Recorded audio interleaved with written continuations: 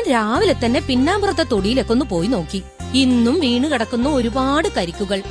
എന്റെ പടച്ചോനെ, ഇങ്ങനെ പോയാൽ എന്ത് ചെയ്യും? നിങ്ങൾ എന്താ ഒന്നും മിണ്ടാത്തേ? ഞാനിതെല്ലാം കാണുന്നുണ്ട്. എന്നിട്ട് ഇങ്ങക്കെന്താ ഒന്നും തോന്നാത്തേ? ഇങ്ങനെ കുത്തിയിരുന്ന് എഴുതിയാ മതിയല്ലോ. ഈ പൊരയിലൊക്കെ ഒന്ന് മുഴുവനായി കയറി നോക്കണം. അതെന്തിനാ? 200 എട്ടുകാലി, 50 പാറ്റ, 30 ചീവീട്, 5 തേൾ, 4 പഴുതാര, 7 വണ്ട്, 2000 എറുമ്പുകൾ, 500 ചിതലുകൾ.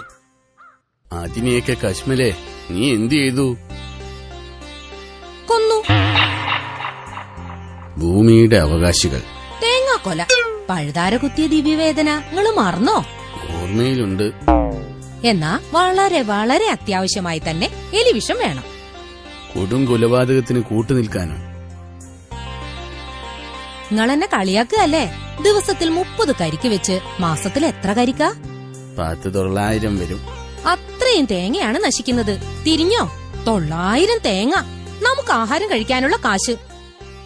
വേഗം എന്തെങ്കിലും ചെയ്യണം.